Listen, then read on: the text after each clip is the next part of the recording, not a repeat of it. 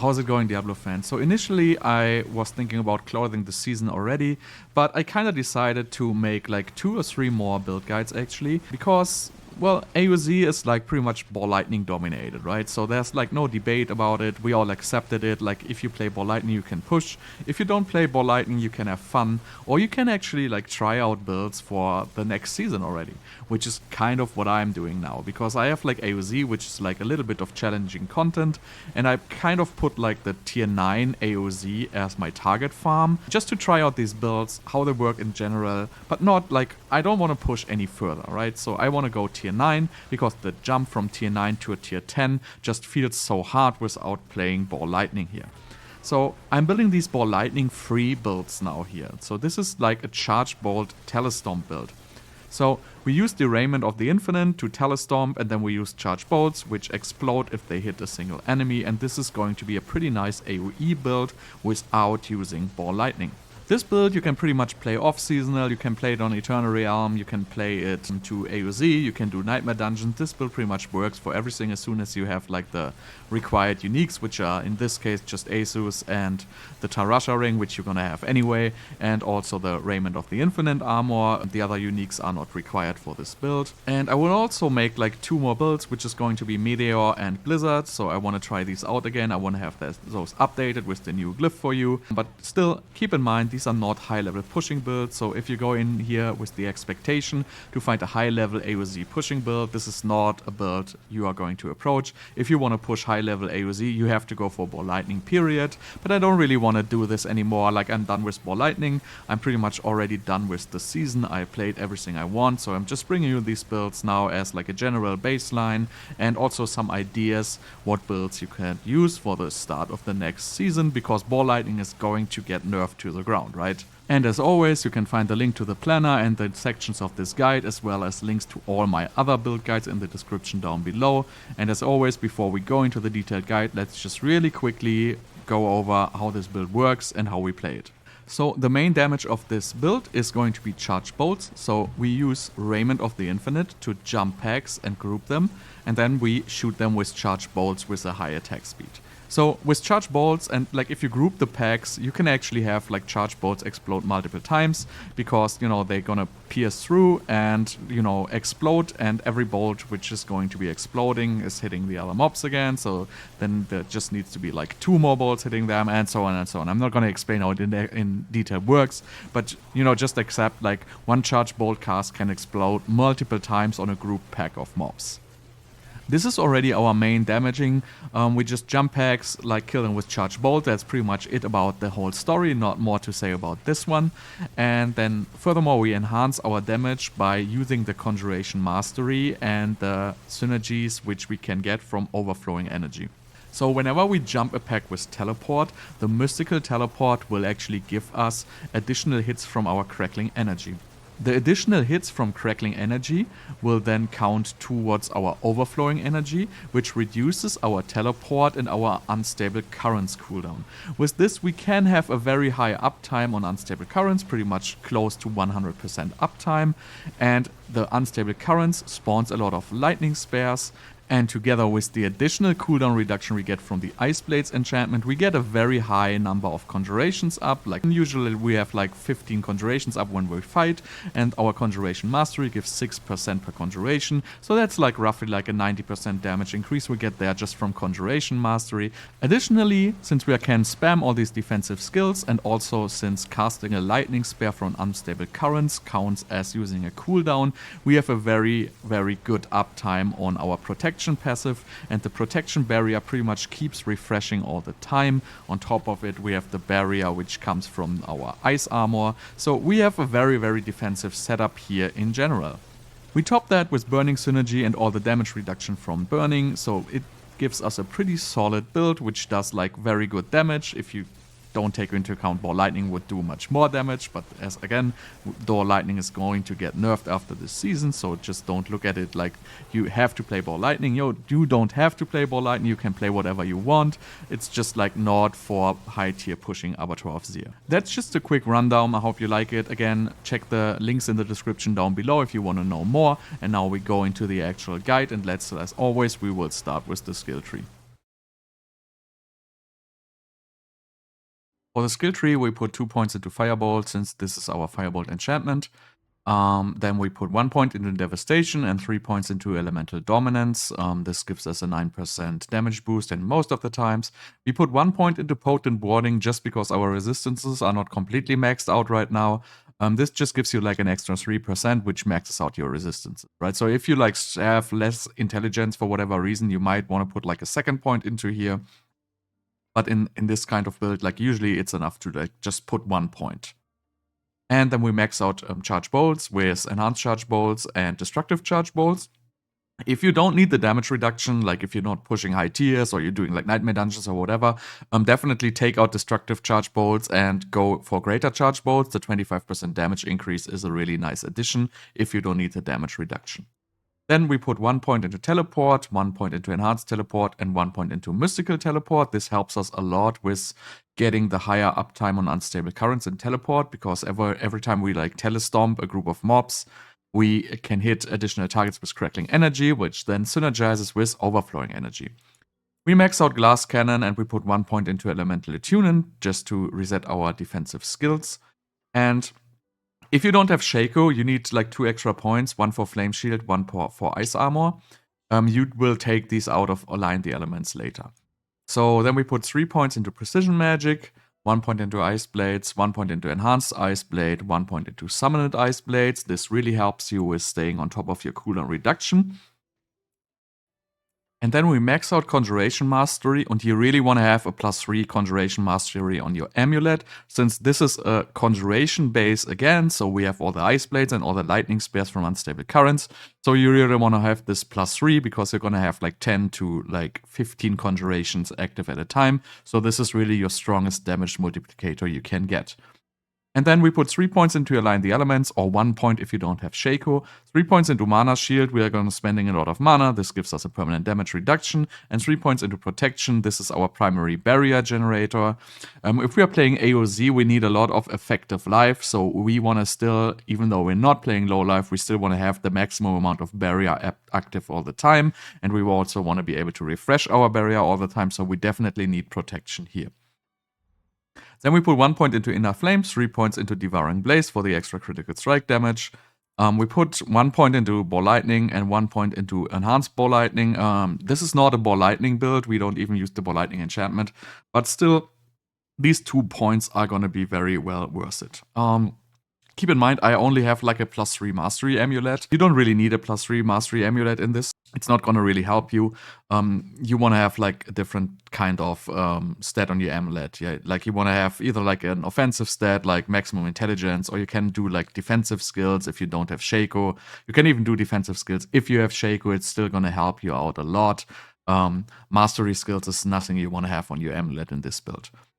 And then we put 1 point into Unstable Currents, 1 point into Prime Unstable Currents, 1 point into Supreme Unstable Currents, 1 point into Causing Currents, 3 point into Conduction, and 3 point into Electrocution for the damage reduction. And then last but not least, we take Overflowing Energy, so we can pretty much have permanent Unstable Currents up and running. For our skills, we use Unstable Currents as our ultimate. You want to have like a low cooldown on this. We are still using Overflowing Energy to have it up all the time. Since we are playing Conjuration Mastery, we really want to use Unstable Currents as much as possible. Not only does it give us 25% attack speed bonus, but it spawns those Lightning Spears which stack up our Conjuration Mastery, which are going to be a significant part of our damage modificator here. Then we still play the Ice Blades enchantment. This just works like we are spamming our cooldowns, so we have like Ice Blades, Teleport, Flame Shield, and Ice Armor, so we spam those 4 cooldowns to spawn a lot of Ice Blades. These then stack up our Conjuration Mastery, and also they reduce our cooldowns on all the other skills and on Unstable Currents again, so it's a pretty nice synergy there. Then Teleport, this is a Telestomp build, so we're using Raiment, and we just teleport on top of mobs, so we can then use our charge bolts, which then explode in a true AoE, and they also pierce and explode on the next enemy, and so on and so on. So we really want to use teleport here, like for obvious reasons. Flame Shield, I'm not even going to talk about this anymore. This is like the only defensive ability like Sorceress ever needs. And for Ice Armor, this gives us additional damage reduction because we have more barrier, which is effective health. The barrier refills when we attack. And it also counts for the cooldowns, for the Ice Blade, so Ice Armor is a very nice skill to pick here.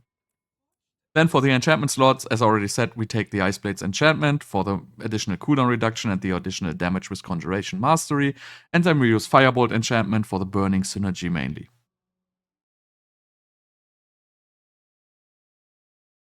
For the aspects and unique items, we play Shako, obviously, like Shako is the best helmet you can get. If you don't have Shako, you can just take a regular helmet with cooldown reduction, maximum health, and for example, crowd control duration, or you can get main stat. You can get total armor on the helmet, so there's like pretty much a lot of options you have. Most likely you want to have total armor, because then you don't need total armor on your amulet later. But in this build, we are like assuming you have Shako. Then we use Raiment. Raiment is required for this. This enables all the telestomping mechanics. The stats on it doesn't really matter. The most important is the stun duration here. We use AoZ boots for a lot of critical strike chance increase, and it also helps us with moving faster since the evade gives us 75% movement speed. You want to have as high critical chance roll as possible on this, but you don't want to have like the lowest movement speed. So I'm always aiming for like as close to maximum movement speed as possible, and then you want to have like at least 25% of the unique power on it, right? Mana cost reduction is a nice bonus, but as you can see, I have a min roll here, so it's not really required. It's nice if you have it, but don't focus on it. And then we use Tarasha's Ring for obvious reasons. Try to aim for the highest cooldown reduction roll. Again, you can see here, I have very low roll on resource generation. I have very, very low roll on lucky hit chance. It doesn't really matter for this build so much. It's nice if you have it, but focus on cooldown reduction. And again, the 15%, be as close as 15% as possible. And then you can play this with X-Falls. I know there's a lot of X-Falls haters out there, but I feel like X-Falls is a great ring. You can definitely use it. There's absolutely nothing wrong about using X-Falls together with this. It works great. It probably does even more damage than choosing a regular ring. Obviously, this is debatable, but X-Falls gives you another 10% cooldown reduction, which is just like a great thing to have here. So if you want to use X-Falls, definitely go ahead and do it. It's a great ring. You don't have to use a regular wing if you don't want to. And then for our legendary aspect, we use the piercing static aspect. This makes our charge bolt pierce. And again, as we are like using the charge bolts in melee range, they pierce like pretty much through the first enemy, second, and maybe even third. So they pretty much explode like 4 times. Try to get like the best roll with 40%. It doesn't matter all that much, but in the end, min-maxing, it still matters.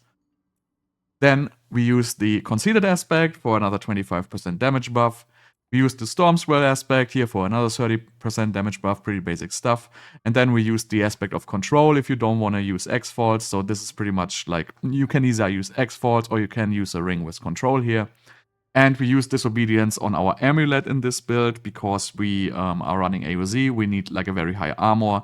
If you're like running lower level content, you don't need to put it on your amulet. You can, for example, put the control on your amulet and put Disobedience on your pants. In our pants, we run the Ever-Living aspect here. So again, if you put Disobedience on your amulet, you run Ever-Living on pants. If you don't put Disobedience on your amulet, you can just add like another offensive aspect, and then you can put the Disobedience on your pants.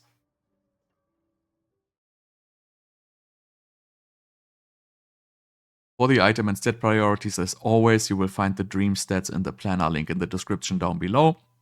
If you're not using Shako, again, use a helmet with total armor, maximum life, cooldown reduction, and the last stat is debatable. You can pretty much get whatever you like. You can get crowd control duration, you can get, for example, well, you can even get maximum mana. It helps you a little bit with mana sustain. So the 4th slot on the helmet is really optional if you don't have Shako. Then Raiment, we don't need to talk about this. Try to get for the highest stun duration. All the other stats do not matter at all. On your gloves, you want to have attack speed, critical strike chance, lucky hit to restore mana, and ranks of charge bolts. If you don't want to have the ranks of charge bolts, you can go for lucky hit here. It doesn't really matter all that much as well, but I guess the ranks of charge bolts is the best you can get on it here. On your pants, you want to have total armor, maximum life, damage reduction from close, damage reduction from burning is just the strongest like damage reduction you can get on this piece. On your wand, pretty basic stuff. You want to have all stats, intelligence, damage to close, and damage to stun, damage to burning, damage to vulnerable, some kind of damage modificator which works out for this build. On your focus, you want to have critical strike chance, again, chance to restore resource, highest possible roll, mana cost reduction, and cooldown reduction. So this piece is pretty much very good for this build. Unfortunately, I don't have a 925. If you have like a better one, which has like 3 or 4 stats, but 925, you probably want to go for the 925. But I just like, I'm not pushing very high with this build, so it's okay for me to use the 904 one here, but really try to get a 925 focus. On the ring, you want to have critical strike chance, lucky hit chance, maximum life and resource generation. This is pretty much the perfect stats, even though they are not perfectly rolled.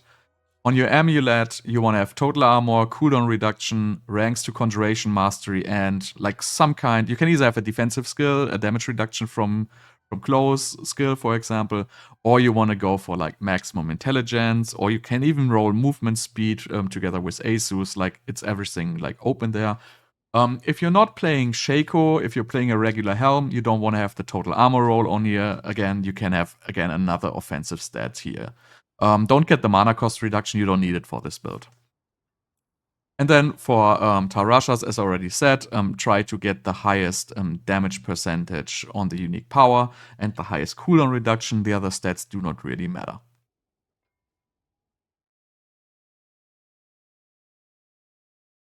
For the Vampiric Powers, I use Ravenous for the attack speed bonus. I use Infection for the additional Tarasha stack. Then I use Sanguine Embrace for the additional 10% damage reduction and the additional 8% crit. And we use Undying here. This is like very nice to stay alive. Like we have a very high attack speed, so the health regeneration really helps when you get like hit to regenerate if your barrier gets ever broken. And the last one is pretty much optional. Like I use Feed the Coven because it gives me like a nice resource generation on single target, and it also gives me like a permanent 10% damage increase. But you can definitely, if you don't need the mana regeneration from Feed the Coven for whatever reason, you can go, for example, for Domination, which will be a good stat. Or the other ones are pretty much not really useful in this build. So take like Feed the Coven or Domination here. So this Paragon board is a little bit more offensive, but we still take like quite a bit of extra life nodes because we want to stay alive. Like our farming level is AoZ tier 9 with this. And the Bloodseekers, for example, still do quite a bit of damage. So we want to have like a good amount of max life to have stronger barriers and stronger like effective health pool basically. So in our first board, like pretty much as always, we just put in Elementalist for the extra non-physical damage and the resistance to all and the 15% damage buff it gives us. So this is pretty much the strongest glyph you can put in this first board, like in every build in my mind. Then second board is going to be the Enchantment Master. We put in Tactician here again to buff the non-physical damage and buff the auras and give us 10% multiplicative damage after casting a defensive spell, which is pretty much going to be all the time. And then we pick up the non-physical damage clusters here, which give us a little bit of max life and the non-physical damage we need. Then moving over to the next board, which is going to be the Static Search. We pick up the Static Search node. This is going to make everything vulnerable and also helps a little bit with mana regeneration.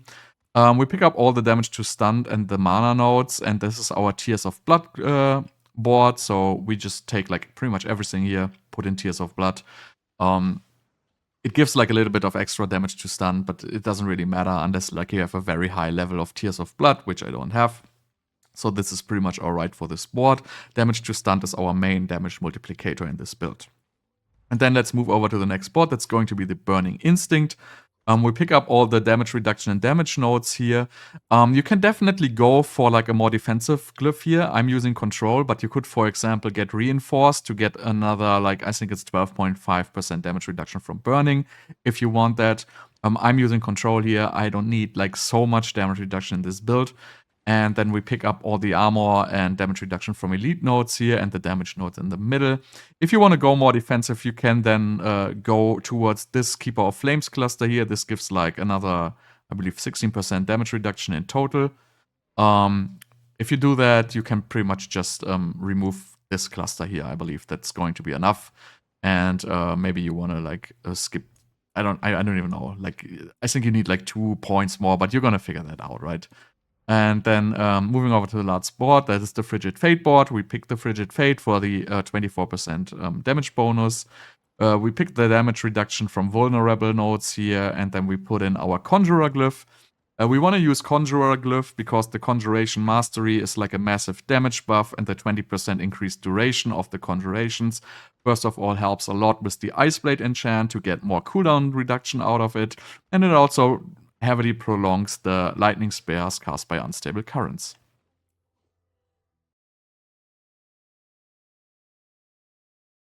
If you want to play this on the Eternal Realm, you're not going to have access to Ravenous. This is pretty much the only issue you have with Vampiric Powers. All the other ones are completely optional. They are just damage buffs. And this is like obviously healing, but you don't need this like if you're playing on Eternal Realm. So the problem here is with Ravenous.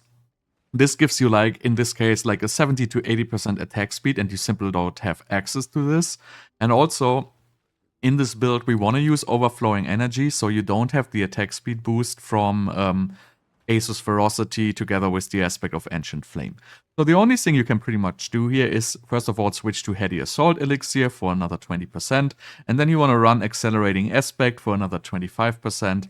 Will give you, together with your gloves, like around, what is it, like 70% attack speed. I guess, which is alright. You pretty much don't have any other options here. Other than that, you don't really need to change anything in this build.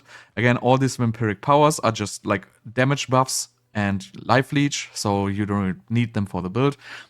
You will get away without the mana regeneration from Feed the Coven.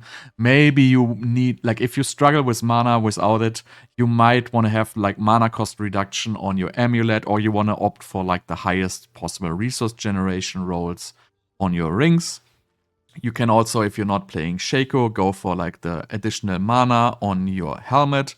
All these are going to help you staying on top of your mana without this Feed the Coven. But beside that, this build is pretty much alright to play on Eternal Realm just as it is.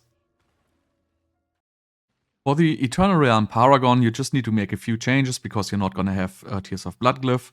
So you still take the same board, like you remove all the extra intelligence and willpower stats here, and you're going to put in Destruction into this slot with like, I think it's like 44 dexterity on this board. So that is going to be a very nice glyph to replace your Tears of Blood. And then you're gonna have a couple of extra points, and then there's two things you can do. First thing you can do is you can actually get rid of like this cluster here additionally. Like that is like, I think it's like 8 nodes. And then you can additionally get rid of these defensives here. And then you should be able to put another board. Another board with a minimum glyph that will be Flame Feeder or Charged, if I find it. So yeah, so it will either be Charged with 40 intelligence or Flame Feeder with 40 intelligence. Usually you can just take, in this case you would like take the Ceaseless Conduit board, you just go to this glyph and you just put like one of those minimal glyphs in, and you're good to go on Eternal.